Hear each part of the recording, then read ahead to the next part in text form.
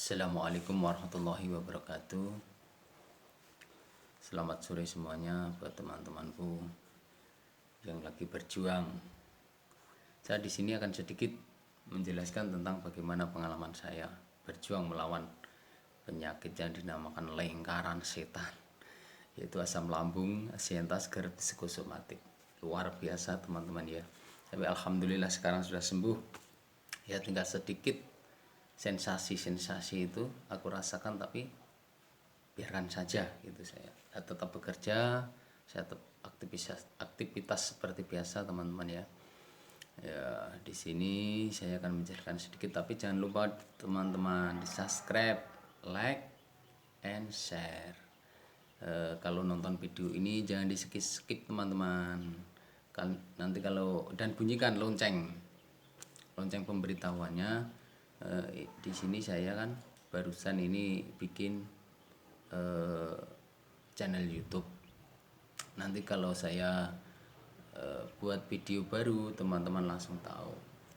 Ini saya kan bikin tema gimana caranya agar kita bisa melawan penyakit kita yang dinamakan penyakit asam lambung, GERD, asientas, psikosomatik. Ya, teman-teman ya. Gini teman-teman, sebenarnya penyakit asam lambung, GERD, asientas, psikosomatik itu tidak bahaya teman-teman. Yang bikin bahaya itu pola pikir kita, pola hidup kita, dan pola makan kita gitu. Tapi yang utama adalah pola pikir kita teman-teman ya. Kalau kita terlalu stres, terlalu banyak masalah, kita pikirkan terus ada dendam di dalam hati kita, jengkel, sirik, iri, dengki, ya itulah yang bikin bahaya. Tapi yang sebenarnya kalau penyakitnya sih nggak bahaya. Tapi kadang-kadang ada orang bilang gitu, kalau asam lambung itu bahaya, nanti kena ini kan. Tidak teman-teman ya, jangan takut. Ikuti tip-tip saya ini. Saya mengalami terkena penyakit ini lama banget. Saya dulu juga pernah berpikiran seperti itu. Kalau asam lambung itu bahaya, katanya bisa kena liver, katanya bisa kena jantung, kena apa gitu, kayak gitu. Tapi sebenarnya tidak teman-teman. Tapi kalau terus-terusan teman-teman ya, kalau terus-terusan asam lambung itu, kalau kita tidak bisa menetralisir hal-hal yang negatif dalam diri kita, kayak pola pikir kita, kayak hati kita,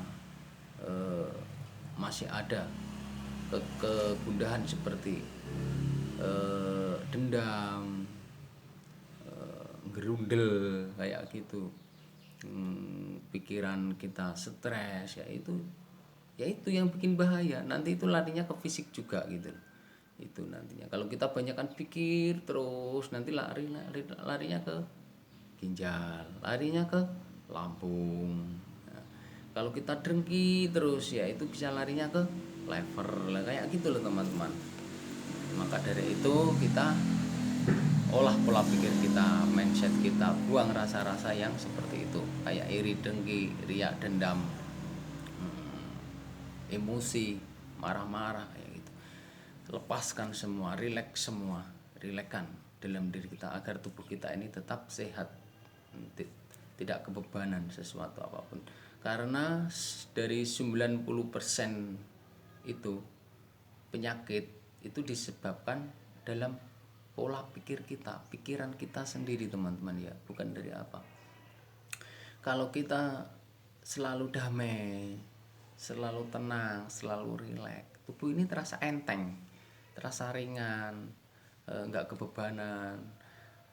Seperti itu teman-teman yang aku rasakan selama ini. Tapi kalau kita itu stres, hati itu jengkel, emosi itu berat, badan ini terasa berat, kepala pusing, kayak gemetaran, kayak irama jantung tidak karu-karuan. Nah, itu disebabkan karena pola pikir kita dan pola makan kita, juga pola hidup kita. Yaitu teman-teman kalau sudah mengidap penyakit yang namanya asam lambung, GERD, asientas, psikosomatik, teman-teman harus bisa benar-benar menjalankan 3P. pola pikir, pola hidup, dan pola makan gitu teman-teman ya. Bener-bener harus dilepas semua beban yang ada itu agar cepat sembuh gitu. Yang aku alami seperti itu teman-teman ya. Di samping kita berobat, kita juga harus benar-benar menjalankan 3P itu tadi. Kalau berobat kemanapun, kalau 3P itu tidak dijalankan teman-teman, mustahil akan cepat sembuh. Akan ada terus itu rasa-rasa, sensasi-sensasi yang datang itu. Tapi kalau teman-teman, karena obat itu teman-teman ya, itu cuman 20% membantu meringankan penyakit kita. Cuman 25%. Tapi yang 75% itu adalah dalam diri kita sendiri. Yang bisa menyembuhkan adalah diri kita sendiri. Bagaimana kita hidup ini gitu. Pola pikir kita, hati kita, emosi kita itu harus bisa benar-benar mengontrol teman-teman ya. Itu pengalaman saya dulu terkena penyakit itu lama banget teman-teman ya. Lama banget, mungkin dulu di tahun 2012 itu saya terkena penyakit yang namanya asam lambung itu 1 tahun ya. Yang aku rasakan ini adalah pengalaman pribadi saya teman-teman ya. Di waktu itu saya nggak mengenal yang namanya GER itu apa, asientas itu apa. Setelah saya terkena penyakit ini, terus saya searching di YouTube, ya akhirnya saya menemukan channelnya Mas Yugi Pardana, Kang Asep. Begitu saya terus nonton gimana caranya agar penyakit yang seperti ini bisa cepat sembuh, dan itu aku jalankan. Biarpun saya cuma nonton videonya saja, setiap kali saya menontonkan gimana caranya gini, alhamdulillah saya jalankan, saya praktekkan. Karena apa? Itulah ilmu. Kalau kita tidak mengerti, itu bukan ilmu namanya. Kalau kita sudah mengerti, kita praktekkan, itulah ilmu, insya Allah. Kalau kita benar-benar mempraktekkan yang sungguh-sungguh, insya Allah cepat sembuh teman-teman ya. Kalau sudah terkena asam lambung itu benar-benar pola pikir harus bisa menetralisir dalam hal segala, apa kayak emosi, kayak batin, jengkel, gerundel ya. Kalau sudah terkena penyakit ini teman-teman ya, terima aja, ikhlas saja, kita pasrahkan kepada Allah.